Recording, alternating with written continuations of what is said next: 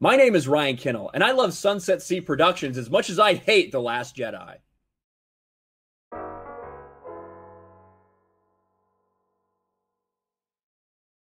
Hi, everybody. Welcome to episode 23 of the Imperial Tides podcast. It's the first one that we're going to do live, kind of, well, not live, but, we're going to show ourselves kind of in a little bit. So this is 21st century Holden Caulfield and his sidekick, the great and powerful almighty Simone Ibarra, coming to you somewhat in the flesh, somewhat in the flesh, because we want to be able to say whatever the fuck we want, so, kind of got to be a little bit anonymous, but I don't know, if people found out who we are, it wouldn't really matter that fucking much. We're just talking about movies and shit. It's not the end of the world, so, without further ado, let's dive right into it, kind of. I mean, just a little bit of housekeeping, I guess, housekeeping to go over. We got over here, we got Spider Bear, we got our mascot for the channel. I've had him since 2007. This bear is 14 years old.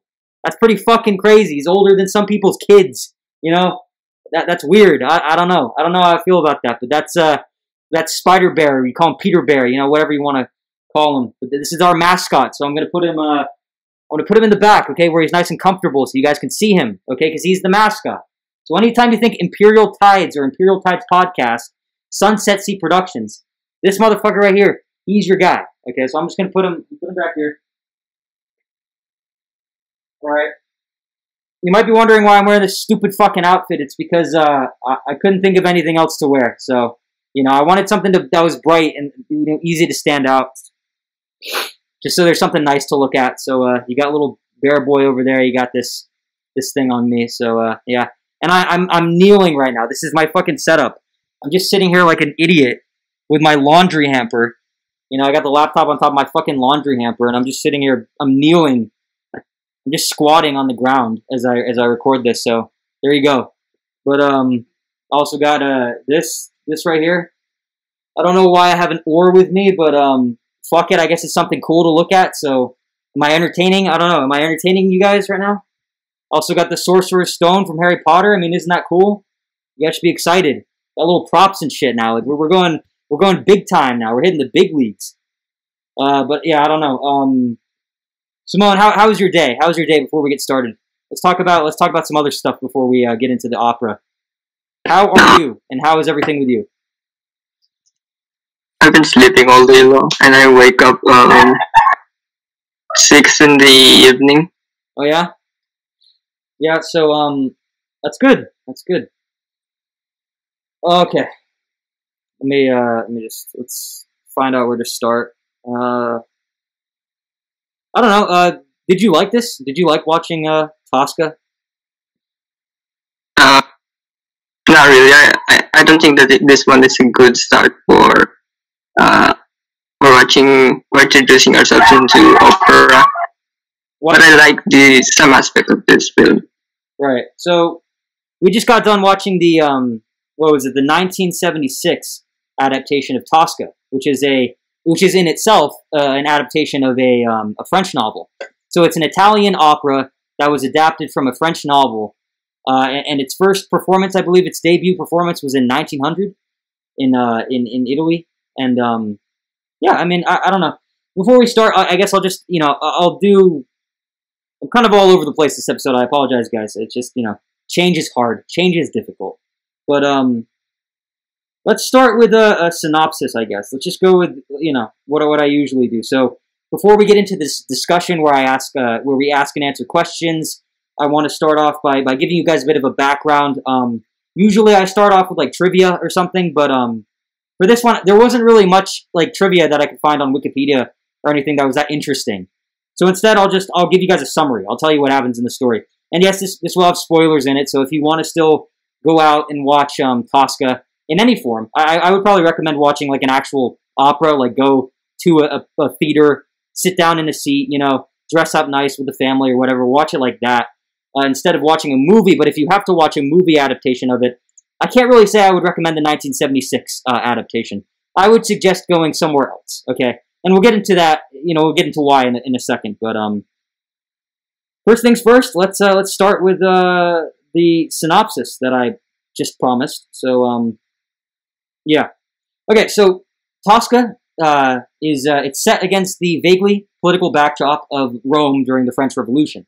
There's this guy named Angelotti who used to be a politician of sorts, but the French are taking over Italy now, so he was arrested. He escapes from prison, however, and makes his way to a cathedral where his friend Cavaradossi is painting a portrait of a blonde woman he saw praying during Mass. This woman is Angelotti's sister praying for his safety because he has been in jail for a while. And so it all kind of connects nice and neatly that way. Angelotti and Cavaradossi reunite, but before they can catch up, Cavaradossi's girlfriend or fiancée or whatever she's supposed to be, named Tosca, so she's the titular character. Tosca is the female role in this, and she is Cavaradossi's lover, let's just say. She shows up to visit Cavaradossi at the cathedral, and so Angelotti has to go hide in the back room while Cavaradossi deals with her. They talk for a little bit, and it is established to the audience that Tosca is very jealous, and she's very paranoid when it comes to Cavaradossi. She's always afraid that he's out sleeping with other women behind her back. And the painting of Angelotti's sister, doesn't really help him much in that department. And the two of them get into a little fight when Cavaradossi retardedly decides to show it to her, even when he told Angelotti beforehand that before Tosca even walked in, that she's kind of a jealous bee, a little bit, just a little bit. But anyway, things happen, and basically there's this tyrannical chief of police named Scarpia. He's the villain. He's in love with Tosca and has come to search the church for Angelotti, who has escaped. Of course, he's an escaped convict, and so this chief of police, he's a little corrupt. He's a bit of a dictator, and he likes Tosca, so he has a bit of a rivalry, a romantic rivalry with Cavaradossi. It's only later, however, so he goes to the church, but because Angelotti and Cavaradossi run away before he gets there, the only person he can really interrogate is Tosca herself. And so he tries using Tosca's jealousy against her because, I should have explained this before, but Angelotti is trying to run away. He's trying to get out of Italy, and so he has to dress up as a woman in order to do that, just so nobody suspects that it's him. So he has a dress, he has a fan and a hat and everything to mask himself as a woman. But when he's leaving, because Scarpia comes so quickly, he drops the fan before going. He was supposed to take it with him. It falls onto the floor. The police find it when they come to investigate the church, and the fan has the family crest of him and his sister. So it looks, the optics of the situation, it makes it look as though Cavaradossi might have been actually having an affair with Angelotti's sister behind Tosca's back, and so it looks very sus. It's not a good look, and so it makes it kind of difficult for Tosca to give her lover the benefit of the doubt in this situation, because everything, just all signs point to the assumption that he's been unfaithful, right? And this of course also makes it so that Angelotti is not going to get away now, because he's left behind something very vital, and it's put Scarpia on the scent. And so basically after that, Scarpia tries to get Tosca to come over to his side, and even though she is jealous, she doesn't let her jealousy get the better of her in this case. And so they kind of hash it out for a bit, but in the end, she does not give in. She doesn't deign to his will or whatever. She doesn't even know what's going on anyway. So it's not as if she would have any answers. But yeah. So basically after that, we cut to, I guess, the second act, because it's an opera broken up into 3 acts. And the movie, it doesn't really have it doesn't tell you when Act 1 is, when Act 2 is, Act 3 is, but you can kind of tell. So that's the first act. It's basically just that whole interaction in the church. That's Act 1. Act 2 is at the chief of police's house, I think, or something like that. Where Scarpia, he's eating dinner or something, and he runs into trouble. Let's see. Okay. What the fuck? Where is it? Okay. Yeah. So, it's only later. It's only after the church that that Scarpia is able to arrest Cavaradossi for insulting an officer, right? And when he captures him, he proceeds to torture him for information. And Tosca is present while this is happening and begs him not to. But the only way he'll let Cavaradossi go is basically if Tosca fucks him, you know. And she refuses, good Christian she is. Good Christian she is, and instead stabs him to death, and famously leaves a cross over his chest, and forgives him, again, being the good Christian she is. The opera ends with Tosca getting Cavaradossi in the legal but not physical sense off. He gets her off. She gets him off, and they plan on running away before the revolution gets to the city. But before they do, Cavaradossi has to pretend to get shot by blank rifle shots because they're going to have like a mock execution or something, you know, to fake his death so that they can really get away. The fake executioners show up to do their job and shoot him, and Cavaradossi seems to do a good job of faking his own death when they do. The executioners leave, and Tosca goes over to tell him that the coast is clear. But of course, it turns out that the gunshots were actually real. They weren't blanks after all. They were real gunshots, and Cavaradossi is actually dead. 2 seconds later, some people show up to arrest Tosca for the murder of Scarpia, and so she jumps off the roof of the building they're all on and dies on impact. It cuts to credits literally about a millisecond later, and that's it. That's the whole thing. So, yeah, I don't know. Simone, just the very first question, very basic one. What did you think of your first operatic experience? Was it good, bad, exciting? Boring? What are your thoughts? Yeah, just fine, I guess. It doesn't have,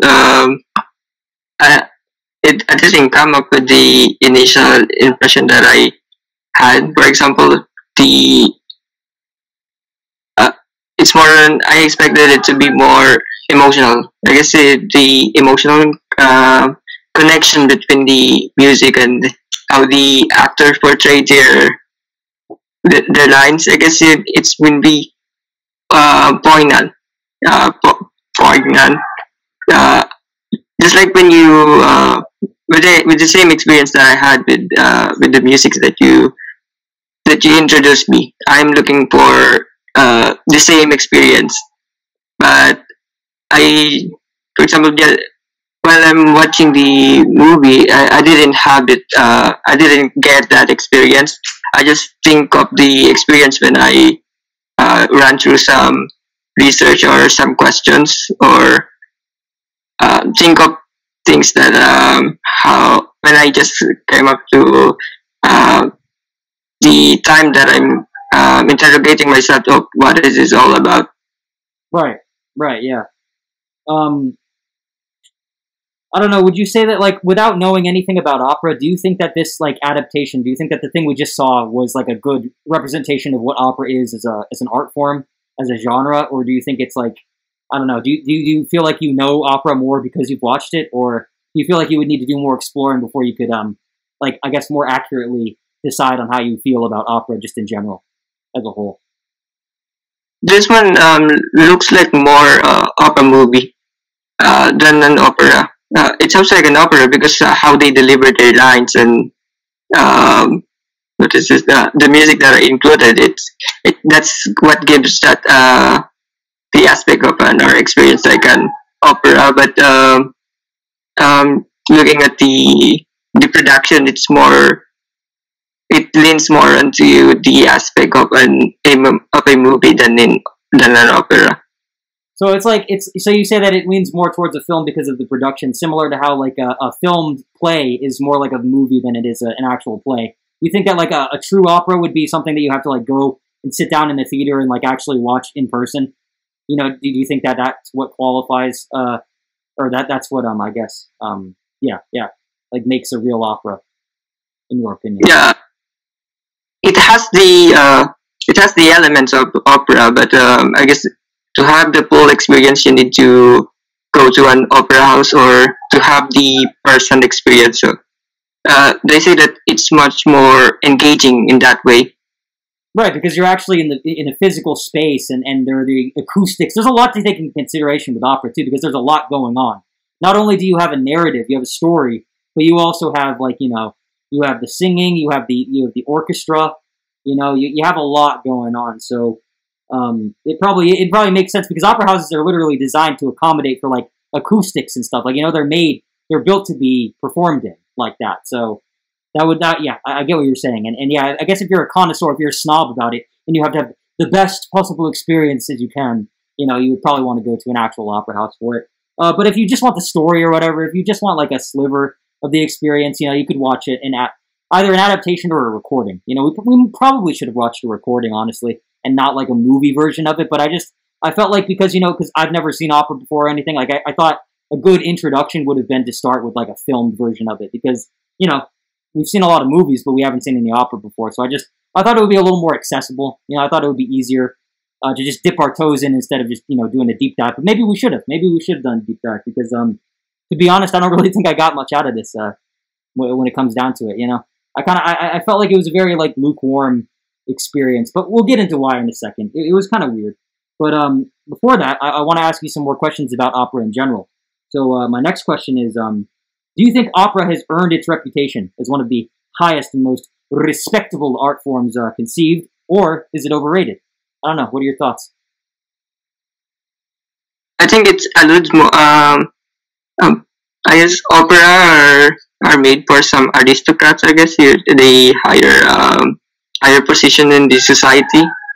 That's how I say it because when I read or see about operas, there are most people that attend operas that come from wealthy or higher position in the society. That's how it wasn't getting back into the history. Just it wasn't accessible for all.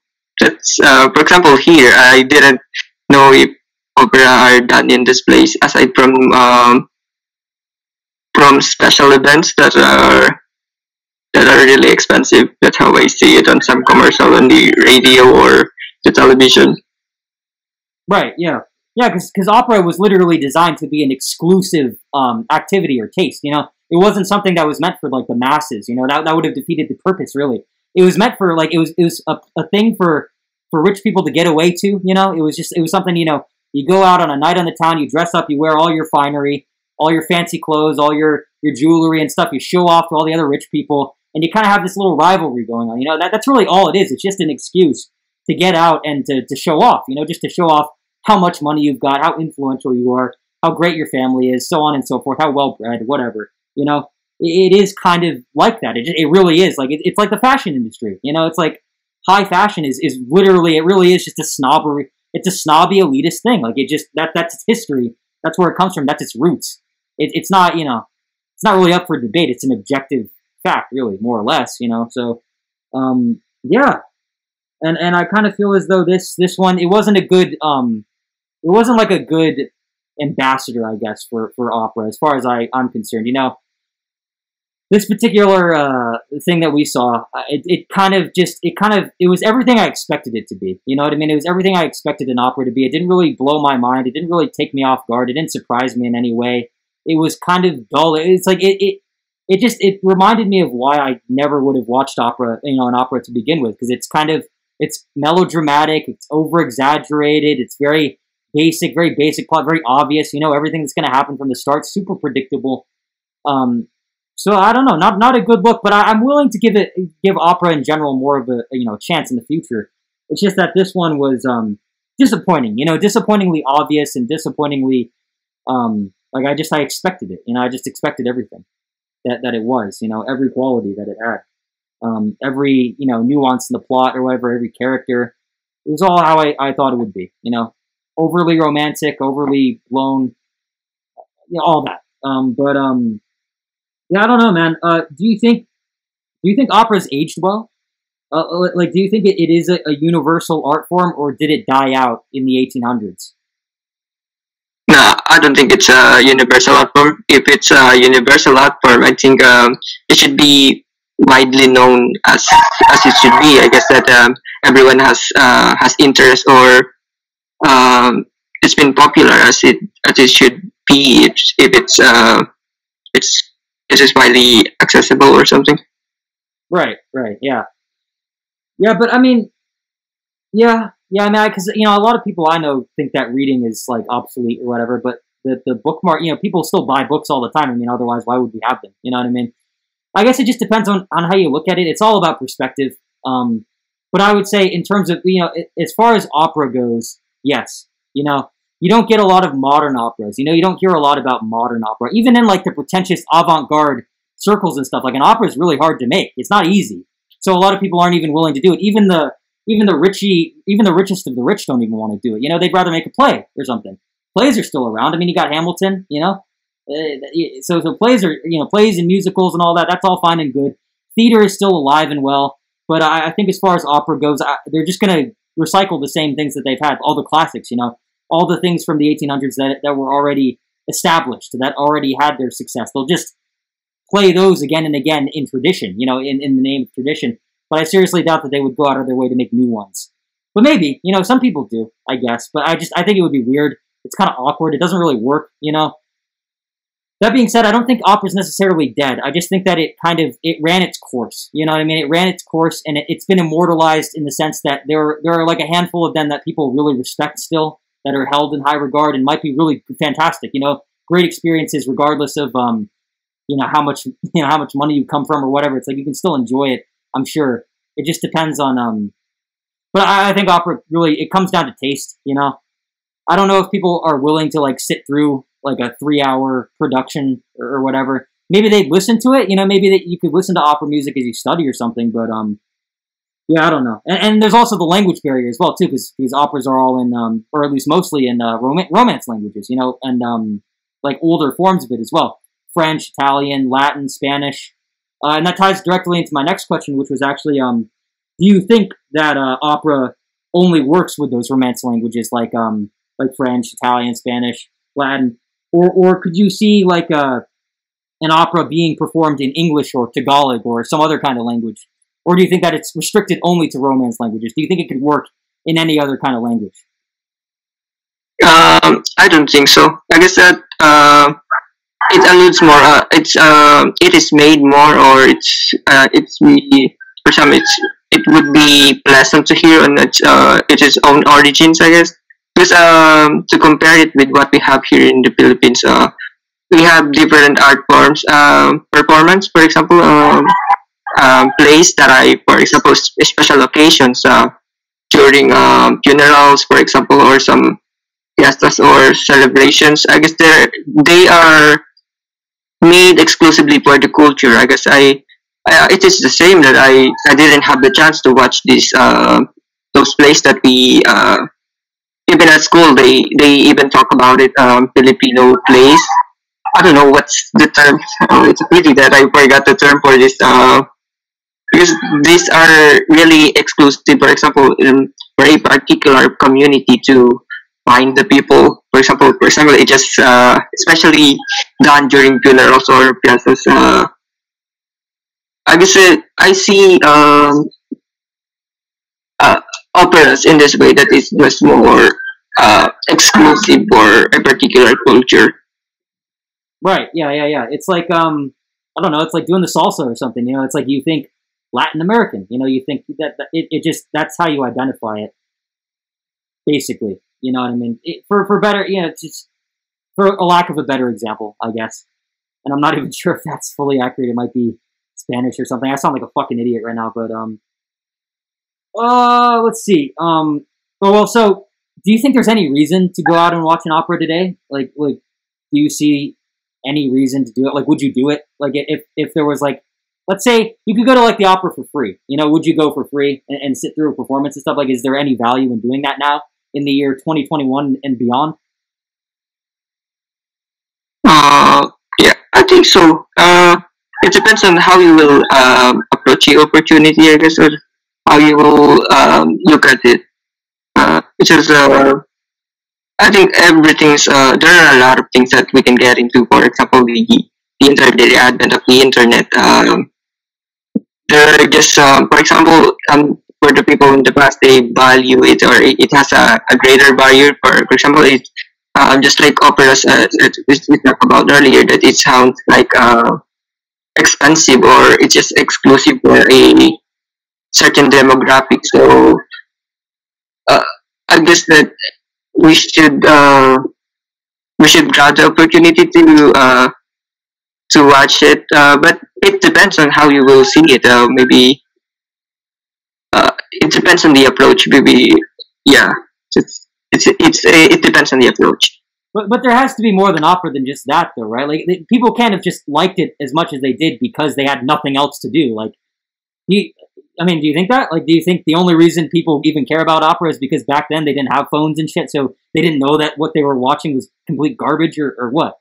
I don't know.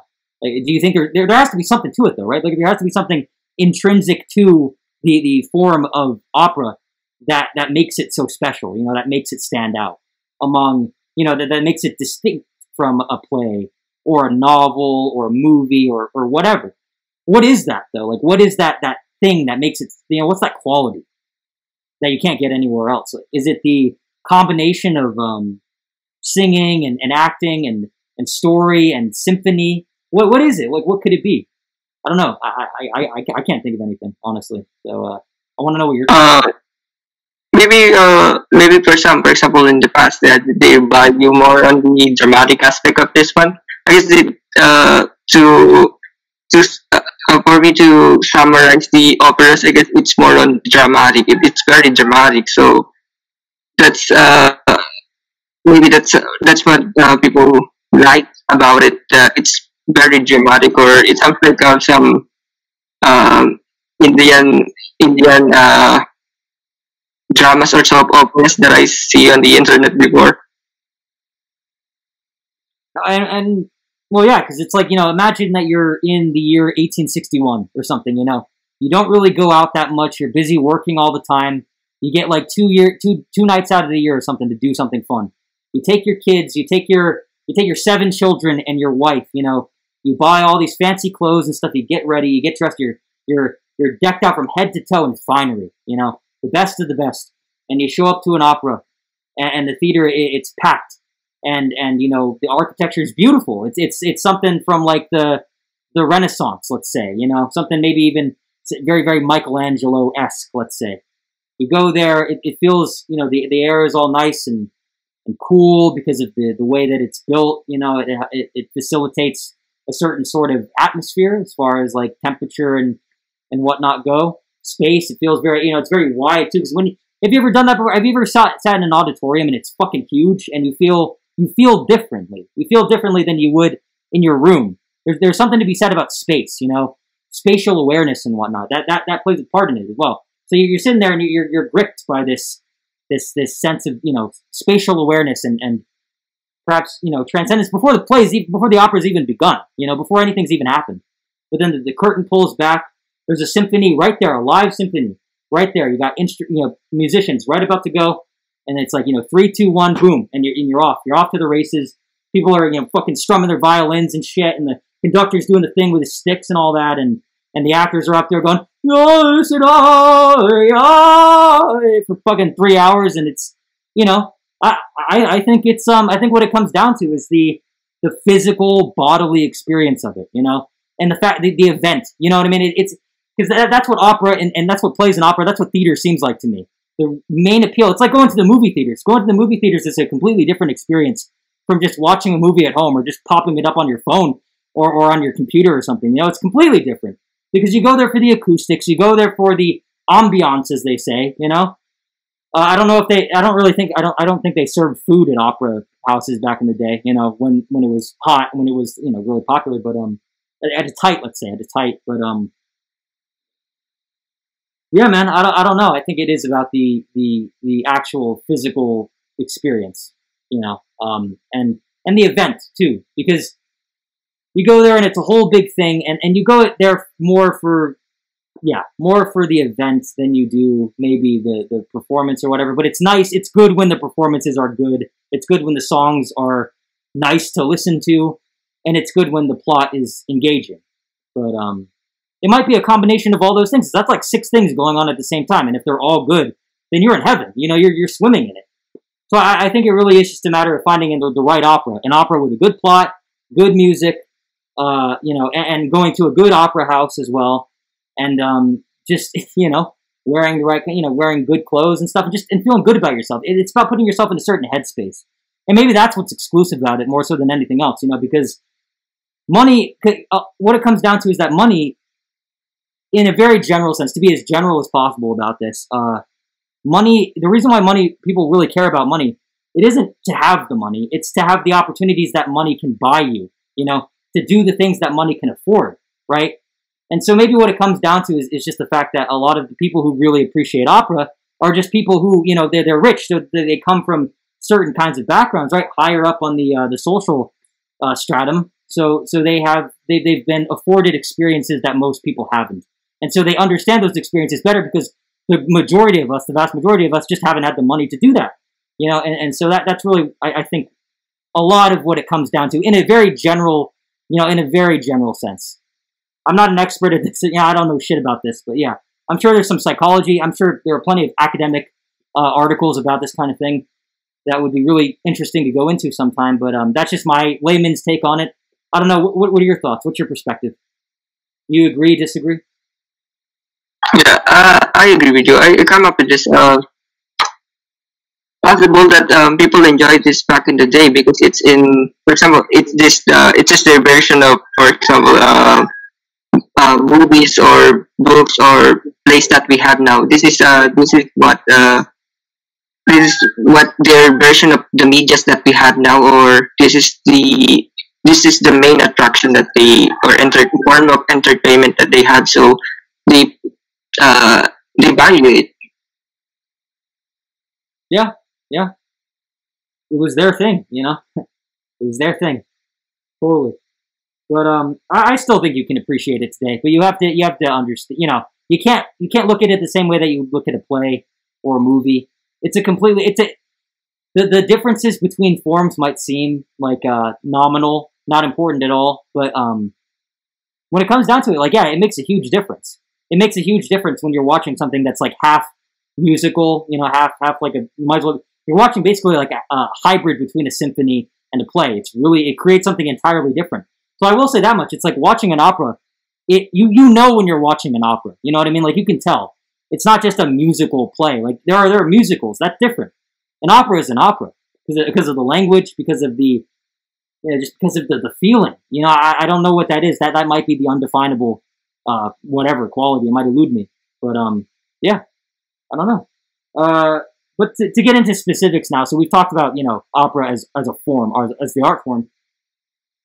As an art form, what do you think of Tosca 1976? Just the movie that we saw on YouTube, which was a really shitty fucking upload, by the way. The version I watched, man, like the maximum quality you could get was 240p, and the person who uploaded it put ads every 10 fucking minutes, even though it's clearly not their movie. So they're paying themselves. YouTube is paying them ad money for a movie that they didn't have anything to do with. Some movie from the 70s that they ripped and ripped really badly. I could see their mouse move across the screen as I was watching it, like in Act 1. It was fucking shit. And the quality was 240p. So I don't know. Whoever that was, let me find the channel name actually. I'm going to call him out right now.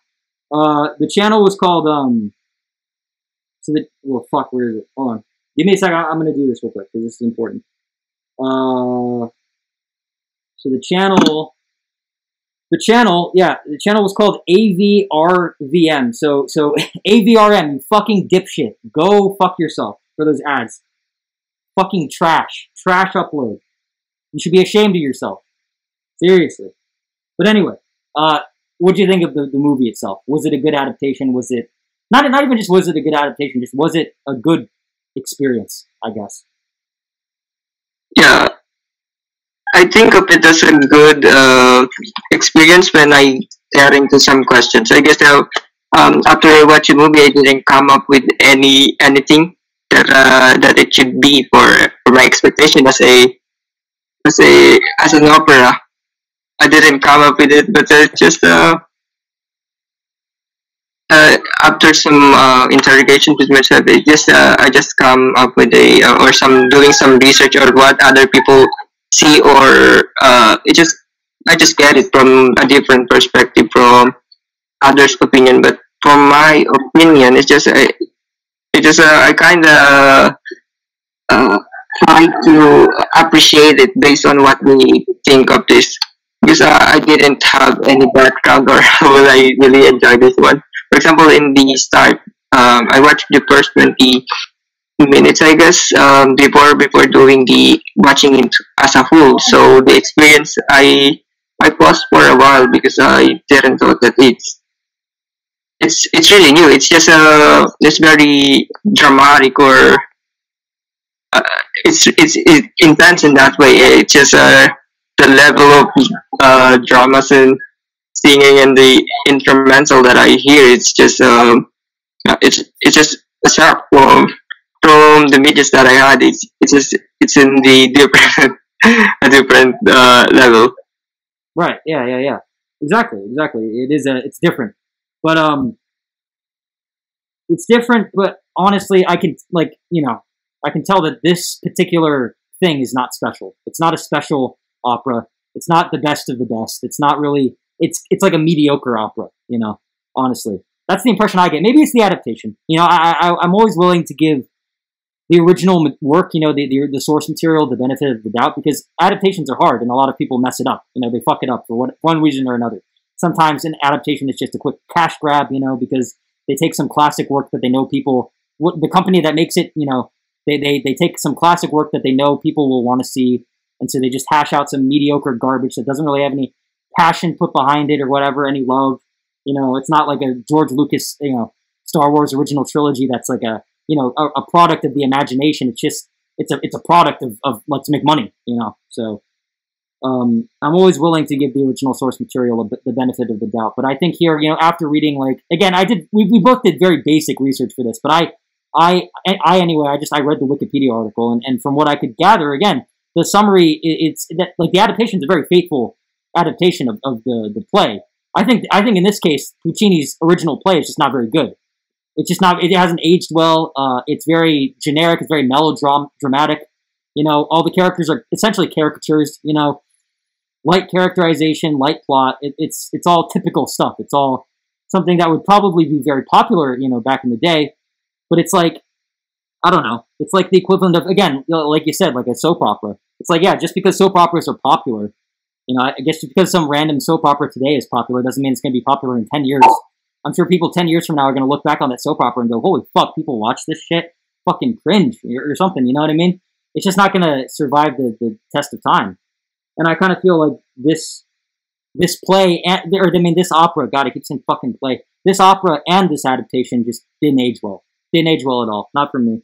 I didn't enjoy watching it. I did. I actually did. I did.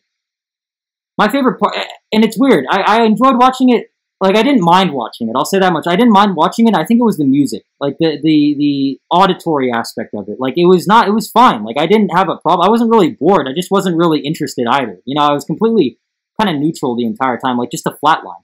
Neither good nor bad, positive or negative. I was just sitting there taking it in, and it didn't really change me in any way. It didn't really do much for me, but it was fine. And I think the music really saved it, honestly.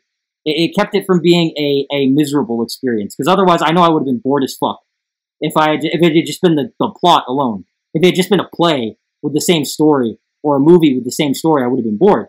But the music saved it. The performances were fantastic. Like, it's impressive. Seriously, those people have to have like fucking crazy lungs. They must be able to breathe underwater for like fucking hold their breath underwater for like 10 minutes straight or something. It's really impressive.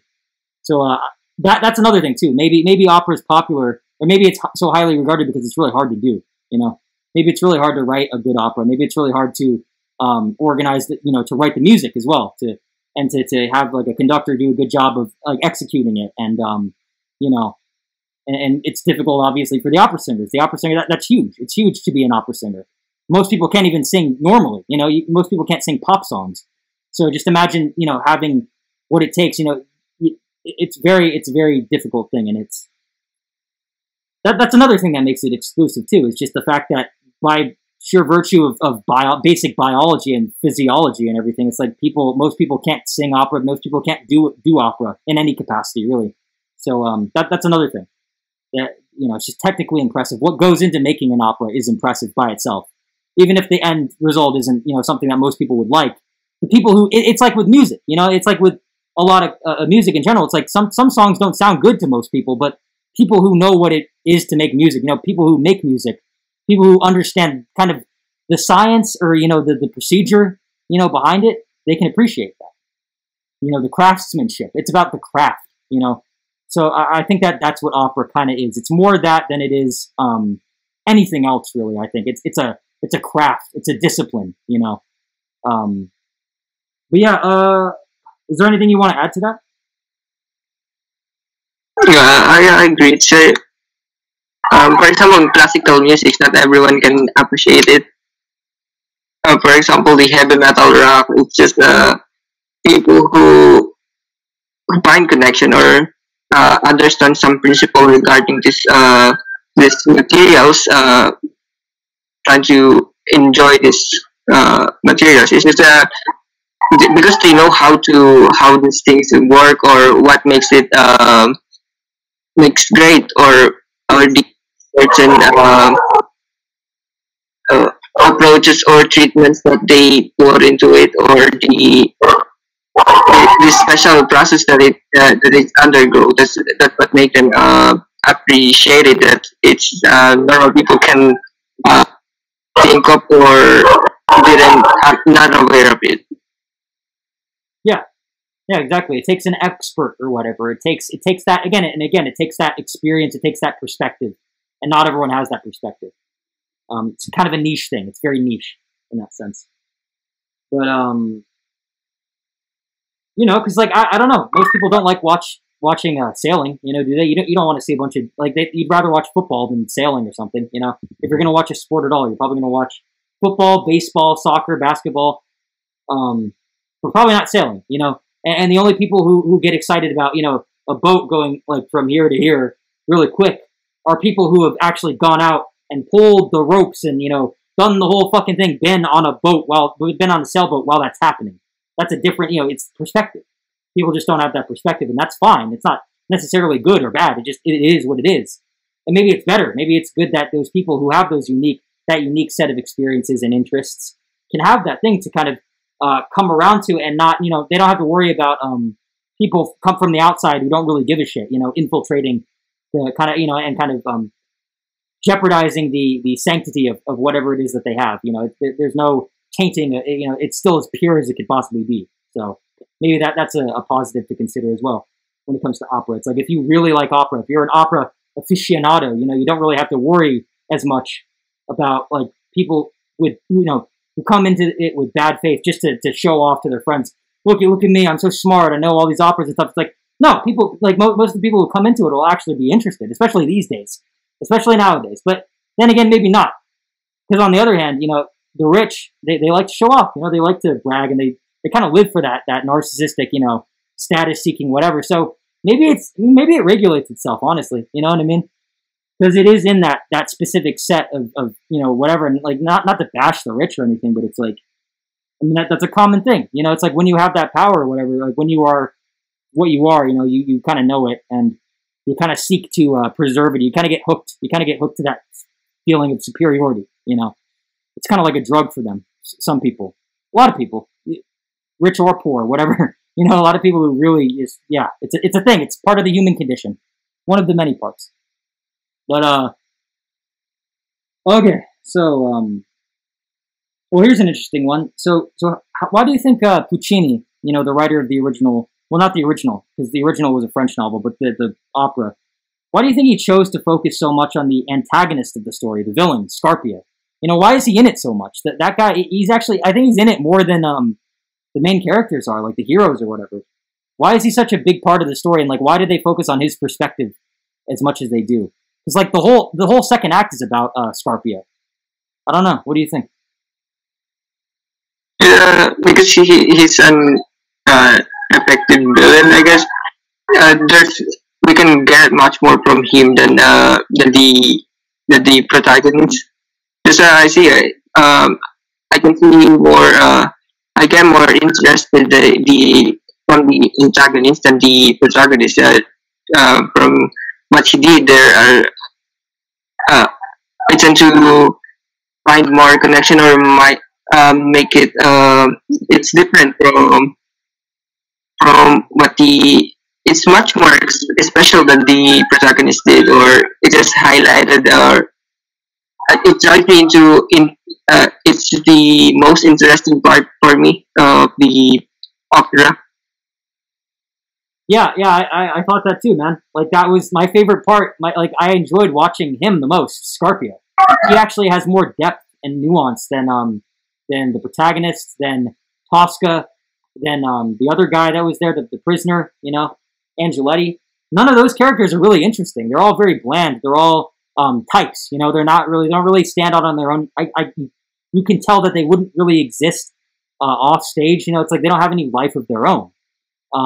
Whereas they don't have any inner life. You can tell. There's not much going on the inside, let's just say. They kind of do what they need to do in order to service the plot, in order to keep things going, in order to move the narrative, right? So, but Scarpia is a little different. He's funny. I don't know. Like, I like him, man. Like, he's got like a weird charisma to him, you know? He's a little more complicated than you think. He's like this, you know, kind of, he's this exaggerated villain. He's this exaggerated Machiavellian antagonist with all these weird schemes and plots and stuff. He's cunning, and he's, you know, and he knows what he's doing. He has a plan. He's got a clearly defined plan, and he knows what he has to do in order to put it into place. And I think that's what makes people like him. You know, I think that's what made me gravitate towards him anyway, is that, like, the other characters are all vague. You know, like, you don't really know what the hell they're doing. You don't really know what their motivations are. You don't really know, like, what they're gonna, you know, what their plans are. You don't really know what's going on. But Scarpia has a clearly defined agenda, and he also has a weird sort of personal set of morals, and they're somewhat unconventional when you compare them to, like, the typical kind of, you know, moral code sets of morality that you get in, like, Judeo-Christian, you know, religions and whatnot, you know, which is the background for this, obviously, because it is Italy. But yeah, man. I mean, I thought he was just a lot more interesting, and I wrote something down about him. I want to see if I can find it real quick. But yeah. Let me see if I can pull it up. Yeah. So I mean, like,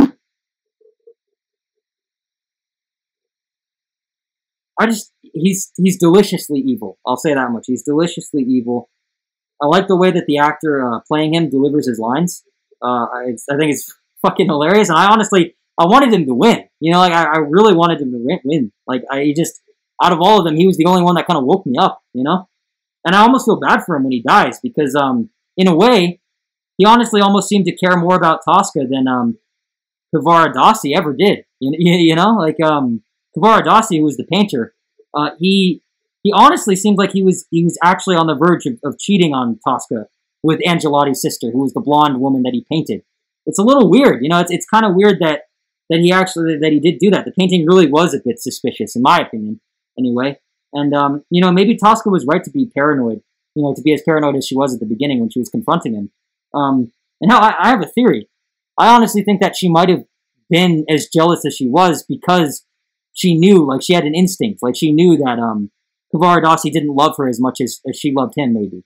So maybe he didn't, you know, maybe he didn't necessarily cheat on her, but you could tell, like, at the beginning that he kind of, and they don't really address this in the place or in the opera, so it's all speculation on my part, right? But my theory is that Cavaradossi did not care about Tosca at all. He was, you know, he was an artist before he was a man. You know, he cared more about, and if you think about it, you know, look at all the other characters and his interactions with them. It's like he cares about every other person besides Tosca. You know, he's willing to put his life on the line for his friend Angelato, who, you know, who's running away, the convict. He's willing to sacrifice himself and her, pretty much, to save that guy. So he cares more about that guy than he cares about her. He cares more about the blonde woman than he cares about her, clearly. Even though at the beginning he says some bullshit about, like, you know, while I was painting this, I still thought about Tosca. It's like, no, you still painted it. You still painted it, and you're clearly interested in the blonde woman. Like, I don't know. There's something there, man. There's something there. And, hell, yeah, I'd be willing to argue that Scarpia, you know, he was honest with her. He was, like, straight up, he's like, yeah, I like it when they're rough. You know, I like it when you yell at me. I want you to hate me. You know, I want to have this kind of weird relationship with you. But I feel like that was more true than it was with Cavaradossi. I don't know. What do you think? I feel like he was actually, like, kind of in the right the whole time, and I felt bad when he died. Like, I feel like he actually cared about her and everything. I feel like he was, you know, as kind of, you know, weird as he was kind of right. Like, he was kind of the good guy almost. I don't know. What do you think? I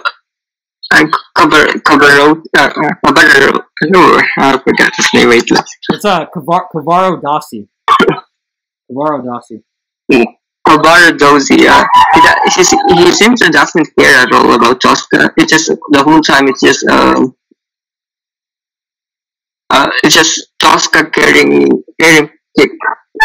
for him, and he doesn't do anything for her. It's just from the beginning. It's just in their relationship together. Uh, it's just Tosca in her own boat. It's just he doesn't did anything compelling or any interesting that would think that they're in a relationship. It doesn't seem. It doesn't seem that. For me, it seems like Tosca's courting him, and then that he should be as a man to Tosca to do. Uh, Scarpia do what Cavaradossi does everything. It is all the he's the actual opposite of Cavaradossi when it comes to caring about Tosca. But Tosca Tosca seems to be obsessed about Cavaradossi. So that's why she do anything for everything just to win his attention. Right, yeah. Yeah, and that's the weird thing about Cavaradossi too. It's like he kind of just is like the object of Tosca's affection. Really, he doesn't seem to do much to contribute to their relationship at all. Really, it's like Tosca's the one who really, yeah, that's a good point. He just does everything. She comes on to him. She gets jealous over him. He's just sitting there painting. Like he doesn't do shit. He cares more about his friend than he cares about his girlfriend or whatever, his lover. So yeah, kind of a scumbag. Kind of weird, isn't it? The good guys are bad and the bad guys are good in this one. But yeah, I will just say this much. To follow up on that, it's like I feel like the problem with the so-called the characters who are supposed to be the heroes in this is that none of them have the strength of their convictions behind them. They let their emotions get the better of them and have no real plans to work off, unlike Scarpia. Like I said earlier, Scarpia is ambitious, he's confident, he's cunning, he has the skills to pay the bills, whereas everyone else sort of just fumbles and fall all over themselves the second shit goes down. The second there's a problem, they freak out, they start stabbing each other in the back. There's no loyalty there, there's no consistency, there's no real morality or anything. It's just it is what it is. They aren't principled. They're like wild animals almost, And whereas I kind of feel as though Scarpia, he's honest about his intentions. He's accepting of his own flaws and vices, and he seems to be loving life right up to the very moment in which his is ended, right before he dies. Like he seems to be enjoying himself. He knows how to enjoy himself, and he wasn't as much of a blowhard as the other two main male characters were. So I don't know, was he right all along? It actually, it raised some interesting questions for me. And after he died, it's almost like there's no reason to watch the rest. It's like the third act was kind of like, it was like a useless last half hour of runtime for me. I didn't really care. I kind of tuned out the second he died. Because there's something interesting in that. There's something interesting in the character of Scarpia alone. Like if you're gonna watch this and only take one thing out of it, take out the character of Scarpia. That's the one thing to take away. Take away. Come out of the movie with, or come out of the opera with. Because it raises some interesting questions that I want to get into. So for one, I don't know. Answer me this, Simone. Is it better to be principled or hedonistic? In other words, is it better to resist our natural urges, our natural human traits, or to embrace them? What do you think? Is it better to resist or embrace? Is it better to resist or? Is it better to embrace or is it better to resist or embrace our natural human urges? So like our desire to, our love of food, sex, wine, whatever, all that. Like, should we treat ourselves? Should we have drinks when we want to have drinks? Should we have sex when we want to have sex? Should we give in to those urges or should we resist? I guess it's just in general. It depends upon the situation. Yeah, definitely, obviously. Well, because of people think with this moral jazz or for us to be, because in consideration that we're human beings, at the end of the day we are just the highest part of animals, we can say that we can do everything. We have the right to do anything with this freedom that we had. But due to the different values that we have, is that we also have it. It's just there's a huge boundary on what we can do.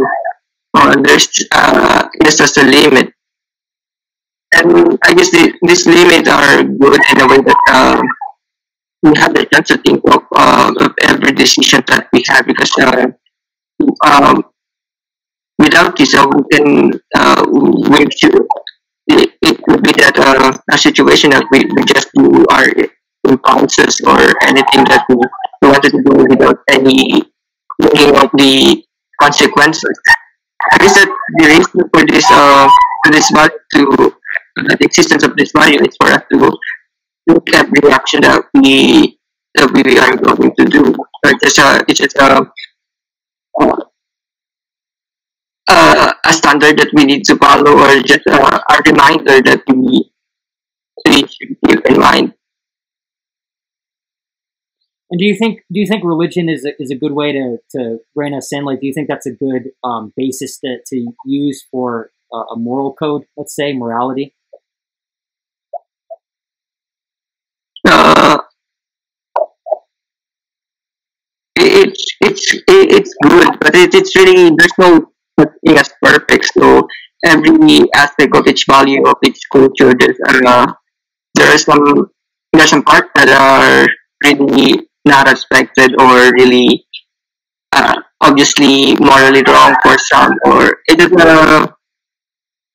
matter of defining what we believe in, or we aside from the mindset or for other people to think of us, we have our own minds to think what is right or to separate because we are the one who are going to perform the act. It's not actually them. It's much more. It has more impact on us than on other people. I guess. And what are some of the values that you try to live by on a regular basis? Like, what moral values do you hold in the highest regard or in the highest esteem? I guess in your everyday life. Uh, I'm not sure. Maybe uh, thinking of for example, what we have here now is just I'm concerned on not starting anything that will caught everyone attention or something like this. So start a strife inside this small house that I'm living. It's good. It's good. Um, so let's see. Philosophically speaking, do you think morals actually exist? Do you think there is such thing as morality, or is it just a man-made concept? Is it just something that we as the human race tell ourselves in order to, pretend that we're more than just animals? Are we just animals? And it's just some bullshit that we come up with. Is it real? Like, are there real morals? Do you think? Like, is there such a thing as like a universally accepted set of morals that everyone could agree on and live by, abide by? Like maybe like I don't know, don't kill kids or something like that. In other words, let me put it this way. Do you think ethics exist outside of the human race? Like, do you think the universe gives a shit whether you kill a baby or not? Let me just say it like that. Or is it just something that we care about? And if so, like, is it still, like, is it real? Is it valid if we care about it? Or is the fact that, we as the human race, we are the only ones who give a shit, does that make it invalid? Does it invalidate it that the universe in general just doesn't care, that it is indifferent? Or I don't know. Like, what are your thoughts on that whole thing? Talk to me, about that for a bit, and then we'll probably wrap it up from there. So I can give you some time to think about it too, if you want to like take some time to kind of go through it. But let me know. I guess as outside the human world, like, there's no such thing as value. For example, how we know the universe is just we're just a tiny dot in this cosmos. So if there's really an ethics that exists, there should be something that the universe must tell us, or some evidences that exist. It's just that these human beings are hard to control. I guess to if we will have to own our own worlds or just uh, act on our own, it will be chaotic. I guess to for example, these ethics are associated with the with the governance. I guess so. It's just what is really its objective is um, to control us or to give us limits on what we are doing or some guidelines that we need to do. Uh, it's nothing. It's just people from the past or whoever come up to this ethics are only humans. I guess outside it's it's really nothing outside. Right. Okay. Cool. Last thing I want to do before we go today is read a quote from the opera that I really liked, and this is from no one other than Scarpia. Scarpia says, such is the great misery of great love. A violent conquest has more flavor than soft consent. I find little satisfaction in sighs and the rising of the moon. I cannot strum a guitar or tell the future in flower petals, nor make sheep's eyes or coo like a dove. When I want something, I go after it. I take my fill and throw it away, then turn to a new quarry. God created different beauties and different wines. I want to taste as much as I can of that divine work. I thought that was the best line from the opera, and he sung it, of course. So that was cool too. I don't know. I feel like we kind of covered everything that there was to cover. Is there anything else you wanna add before we take off here? Uh, Any closing thoughts? Summarize how you felt and everything. Final observations. yeah, Scarpia is the best villain, I guess. What makes this opera interesting? It's just make things for the highlight. It's just the movie gives highlight on this character, aside from the story itself or the opera itself. Yep. What would you rate it out of 10? Um, uh, eight, 8 out of 10. Really? Yeah, I'd give it a 5. 5 out of 10. And the basis of Scarpia's character. Yeah. But overall, I guess I'll give it a 6. I'll give it a 5.5 for Scarpa. Really? Scarpa can get a 0.5 from me, so I'll bump it up to like a 5.5. But I'll give it a 5.5 because it didn't make me feel like anything. Like anything below a 5 is bad for me. Anything above it is like kind of okay. For me, it was just neutral. Not good, not bad, just flatline. So I don't know. 5.5 out of 10. 0.5 extra 0.5 for Scarpia.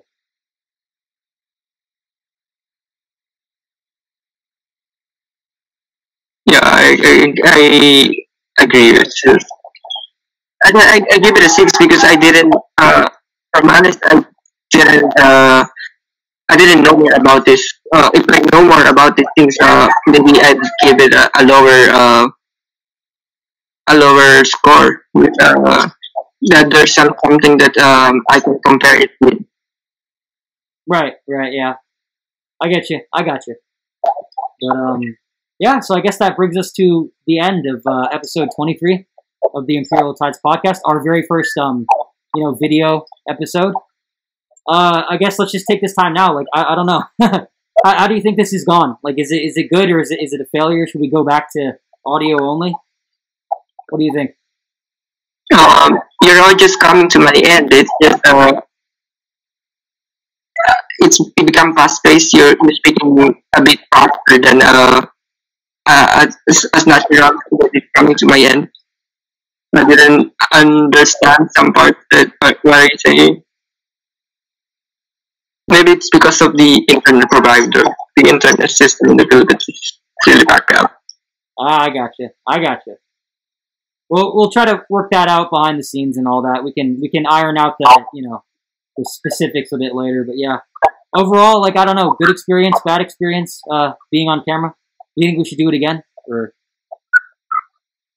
I think so. It's much more engaging than we did before, because we just need to get to more interesting materials than this one. Yeah, yeah. Yeah, the problem was definitely the subject matter. It wasn't really, But I'm also, I don't know. Change is difficult. Change is hard. But I think it's worth it. I think the jump is worth it. Regardless of how many setbacks there are on our way to getting used to this, I think it is something that is worth investing in, worth keeping up. Just we'll try to make this the new norm from now on. This is what we'll do every time we make a video. We'll come on camera. We'll talk. I'll have my stupid fucking outfit on or whatever. This shit's hot as fuck, by the way, though. I gotta figure out something else. It's like 1,000,000 degrees right now, and I feel like I'm gonna pass out. So yeah, I don't know. And the mask is kind of, it's kind of tough. I'm not sure if you guys can hear me. That's why I'm speaking. That's why I'm like shouting into the camera. So I'll have to listen back to this and figure out if it's viable or not. But hopefully it is. Hopefully we didn't just spend like an hour or so talking and then we got to throw it away. But yeah. Also, oh yeah, the laptop's fucking overheating too. I'm sure you guys can hear that. The fan just the entire time, so that's great. But we'll figure it out. I don't know. Anything else you want to say before we go? Regarding the recording or Just anything. I don't know. Do you want to record another one right after this? You want to do another movie today? I wanted to record another one after this. I'm not sure about the noises that my neighbors will make.